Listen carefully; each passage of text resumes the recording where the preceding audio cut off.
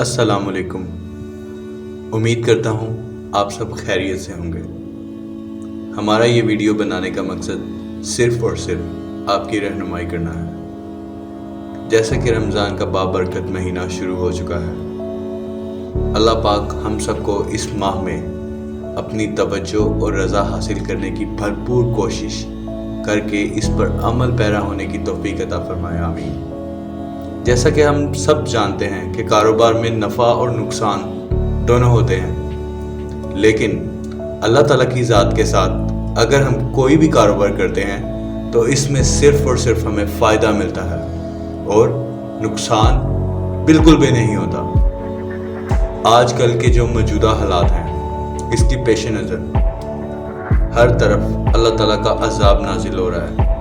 क्या हमें पता है कि ये अज़ाब क्यों नाजिल हो रहा है? आज से 1441 साल पहले जैसे कि पेशन गोइयाँ की गई हैं कि हर चीज़ वाफर मिकदार में होने के बावजूद भी इंसान कहत साली का शिकार होगा। आज के दौर में इतने सारे इंसान होने के बावजूद भी इंसान अकेला है। हमारे नबी सल्लल्लाहु अलैहि वसल्लम ने फरमाया, मुसलमान का सदका इसकी उम्र में इजाफा करता है और बुरी मौत से बचाता है। अल्लाह ताला इसके ज़रिए तकब्बुर और फ़ख्र की बीमारियों को ज़ाइल करता है। अल्लाह ताला हम सबको आपस में मोहब्बत और इखलाक को आम करके अपनी रज़ा हासिल करने की तौफीक अता फरमाए, क्योंकि हर नफ्स को मौत का मज़ा चखना है।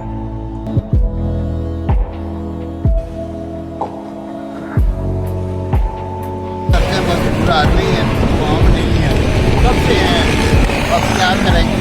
कोई 12,000 रुपया मिला है तो पैसे हमारे छोड़ के इतना सरकार है तो वैसे ही किया तो उन्होंने कहा ये जाँच पड़ताल कर नहीं ना मकान है, ना कोई मोटरसाइकिल है, ना बैलेंस है, कुछ भी नहीं है। मेरी बेटी है, मेरे खान में नहीं है, मेरी कोई गुजारा हो रहा है बस। कोई इधर मीडिया वाला, कोई गाड़ी वाला, कोई नहीं आया। कोई आप जानते हैं जो वाला लोग हैं जो गुजारा हो रहा है। दुकान गुजारा ਮੈਨੂੰ ਹਰਨੀਆਂ ਮੇਰਾ ਫਿਰ ਚੈੱਕ ਕਰ ਸਕਦੇ ਬਾਰ-ਬਾਰ ਦੇਖਿਆ ਇੱਥੇ ਦੇਖੋ ਕੀ ਮੇਰਾ ਹਾਲਾਤ ਦੇਖੋ।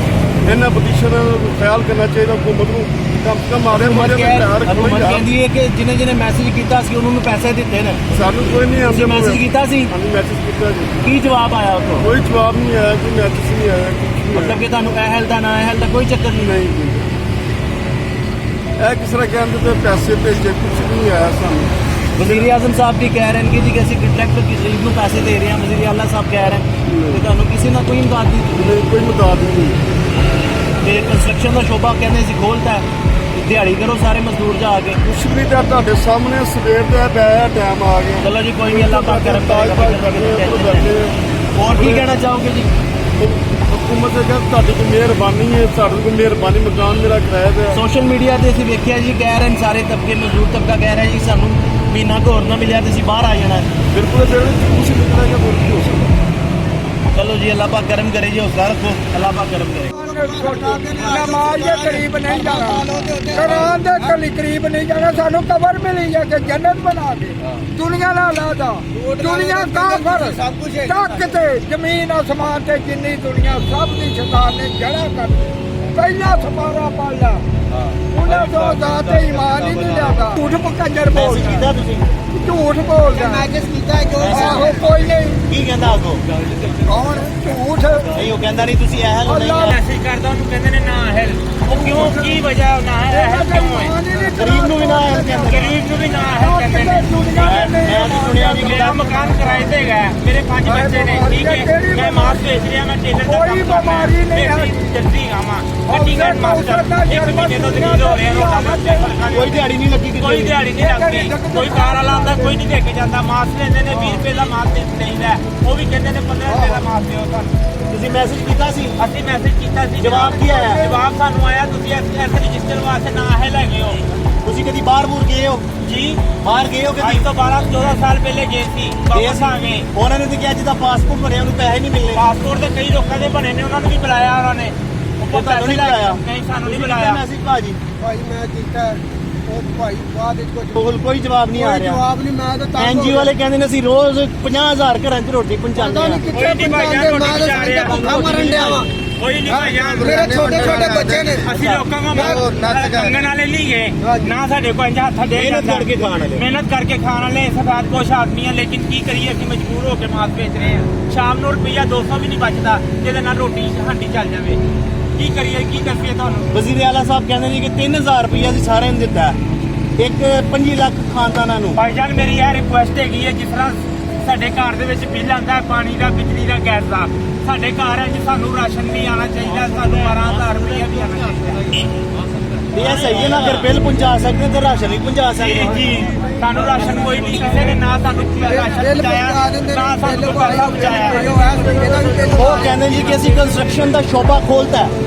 ਪਤਾ ਨਹੀਂ ਤੁਹਾਡੀ ਕਿੱਥੇ ਦਿਹਾੜੀ ਲੱਗੀ? ਕੋਈ ਨਹੀਂ ਲੱਗੀ, ਆ ਸਵੇਰ ਦਾ ਬੈਠਾ, ਸ਼ਾਮ ਦਾ 1 ਰੁਪਈਆ ਨਹੀਂ ਲਾ ਅੱਛਾ, ਜਿਹੜਾ 2000 ਦਾ ਕੰਮ ਕਹਿੰਦੇ 200 ਰੁਪਏ ਲੈ ਲਓ ਆ ਕੇ ਨਾਲ ਹੋ ਜਾਏ। ਇਹ ਤੇ ਜਾਤੀ ਹੈ ਨਾ ਫਿਰ। ਸਾਰੀ ਭਾਈਜਾਨ ਕੱਪੜੇ ਦੀਆਂ ਦੁਕਾਨਾਂ ਖੋਲਣ, ਮਟੀਰੀਅਲ ਦੀਆਂ ਦੁਕਾਨਾਂ ਖੋਲਣ, ਸਾਨੂੰ ਕੀ ਜ਼ਰੂਰਤ ਹੈਗੀ ਇੱਥੇ ਖੜੇ ਹੋ ਕੇ। ਸੁਣੋ ਨਾ, ਦਰਜੀ ਜੋ ਕਹਿੰਦੇ ਅਸੀਂ ਮਸ਼ਰੂਤ ਇਜਾਜ਼ਤ ਦਿੱਤੀ ਹੈ ਦਰਜੀ ਨੂੰ। ਜੀ ਦਰਜੀ ਨੂੰ ਮਸ਼ਰੂਤ ਇਜਾਜ਼ਤ ਦਿੱਤੀ ਹੈ। ਨਹੀਂ ਭਾਈਜਾਨ, ਕੋਈ ਇਜਾਜ਼ਤ ਨਹੀਂ ਹੈਗੀ। ਜਿਹੜਾ ਬੰਦਾ ਦੁਕਾਨ ਖੋਲਦਾ, ਮਟੀਰੀਅਲ ਕਿੱਥੋਂ ਲੈ ਕੇ ਆਏਗਾ, ਕਾਜ ਬਟਨ ਕਿੱਥੋਂ ਕਰਾਏਗਾ, ਸਾਰਾ ਸਮਾਨ ਮਤਲਬ ਕਿ ਸਾਰੀ ਮਾਰਕੀਟ ਕਲੋਜ਼ ਹੈ ਇਸ ਕਲੋਜ਼ ਹੈ ਵੇਲੇ। ਭਾਈਜਾਨ। ਇੱਕ ਅਗਰ ਉਹਨਾਂ ਨੇ ਸ਼ੋਭਾ ਖੋਲਿਆ, ਉਹਦੇ ਨਾਲ ਕਈ ਚੀਜ਼ਾਂ ਦੀ ਰਿਲੇਟਿਵ ਹੈਗੀ ਹੈ, ਕਈ ਚੀਜ਼ਾਂ ਦੇ ਨਾਲ ਸਿਸਟਮ ਚੱਲਦਾ ਹੈ, ਕੋਈ ਸਿਸਟਮ ਨਹੀਂ ਚੱਲ ਰਿਹਾ। ਠੀਕ ਹੈ ਜੀ, ਮਿਹਰਬਾਨੀ। कोरोना की वजह तो मेरी दुआ है, अल्लाह पाक हर मुसलमान को हिफाजत में रखे और सारे सारे पाकिस्तान जितने भी मुसलमान हैं सारे मुश्किल आसान करे अल्लाह पाक। ਪੱਠੀਆਂ ਕੰਮ ਪੱਠੀ ਬੰਦ ਹੋਈ ਪਈ ਹੈ, ਅੱਜ ਤੋਂ 1.5 ਮਹੀਨਾ ਹੋ ਗਿਆ ਘਰ ਮੈਂ ਕਿਸੇ ਕੋ ਮੰਗ ਕੇ ਰੋਟੀ ਅਸੀਂ ਸੋਸ਼ਲ ਮੀਡੀਆ ਤੇ ਵੇਖਿਆ, ਫੇਸਬੁੱਕ ਵਗੈਰਾ ਤੇ ਆਵਾਮ ਕਹਿ ਰਹੀ ਕਿ ਅਗਰ ਮਜ਼ਦੂਰ ਨੂੰ ਰੋਟੀ ਨਾ ਲੱਭੀ ਅਗਲੇ 10 ਦਿਨਾਂ ਜਿਹੜੇ ਬਾਹਰ ਆਏ ਨਾ ਸੜਕਾਂ ਤੇ। ਭਾਈ ਇਹੀ ਹਾਲ ਹੈ, ਬਿਲਕੁਲ ਸਹੀ ਕਹਿ ਰਹੇ ਉਹ ਬੈਠੇ ਨੇ ਨਹੀਂ, ਜਲੂਸ ਦੀ ਸੂਰਜ ਕਹਿੰਦੇ ਅਸੀਂ ਆ ਜਾਣਾ। ਸਾਰੀ ਦਿਹਾੜੀ ਤੇ ਸੜਕਾਂ ਤੇ ਰੋਲਦੇ ਇਸ ਤੋਂ ਜਿਹੜਾ ਚਲੋ ਜੀ, ਸਾਰਾ ਕੋਲ ਰੁਪਈਆ ਦਿਆ ਤੇ ਕੋਈ ਜਿਸ ਤਰ੍ਹਾਂ ਬਗੈਰਗੀ ਦੇ ਨਾਲ ਬਿੱਲ ਭੇਜਦੇ ਨੇ, ਮੇਰੀ ਰਿਕੁਐਸਟ ਦਾਰਾ ਜਿਹਨਾਂ ਦੇ 55 ਬੰਦੇ ਨੇ, ਇਹਨਾਂ ਕੋਲ ਹਰ ਡਾਟਾ ਹੈਗਾ, ਹਰ ਘਰ ਦਾ ਇਹਨਾਂ ਕੋਲ ਡਾਟਾ ਹੈ, ਇਸ ਬੰਦੇ ਦੇ ਕਿੰਨੇ ਬੱਚੇ ਨੇ, ਕੀ ਇਹਦਾ ਪ੍ਰੋਸੀਜਰ ਹੈਗਾ, ਠੀਕ ਹੈ, ਕੀ ਇਹ ਬੰਦਾ ਕੰਮ ਕਰਦਾ ਹੈ। ਉਸ ਤਰ੍ਹਾਂ ਤੁਹਾਡੀ ਮਿਹਰਬਾਨੀ ਹੈ, ਜਿਸ ਤਰ੍ਹਾਂ ਬਿੱਲ ਭੇਜਦੇ ਨੇ ਇਸ ਤਰ੍ਹਾਂ 12,000 ਰੁਪਈਆ ਵੀ ਹਰ ਘਰ ਦੇ ਵਿੱਚ ਦੇਣ। ਮੇਰੀ ਇਹ ਰਿਕੁਐਸਟ ਹੈਗੀ ਹੈ, 12,000 ਮਿਹਰਬਾਨੀ ਜਨਾਬ। ਅਗਰ ਇੱਕ ਘਰ ਦੇ ਵਿੱਚ ਆਏਗਾ ਤੇ ਉਹ ਬੰਦਾ 1 ਮਹੀਨਾ ਪੂਰਾ ਆਪਣਾ ਗੁਜ਼ਾਰਾ ਕਰ ਸਕਦਾ। ਮਹੀਨੇ 'ਚ ਕਿਵੇਂ ਪਰ अगर आपको हमारी ये कोशिश पसंद आई हो तो हमारे चैनल 7B को ज़रूर सब्सक्राइब कीजिए और साथ ही साथ हमारे दूसरे चैनल बल्लाहु वासिम को ज़रूर सब्सक्राइब कीजिएगा ताकि हम सीख सकें कि कुरान हमें क्या सिखाता है। अगर कोई साहिब हैसियत मुस्तहिक अफराद की इमदाद करना चाहता है तो वो हमसे रब्ता कर सकता है। अपना बहुत सारा ख्याल रखिएगा। अल्लाह हाफिज़।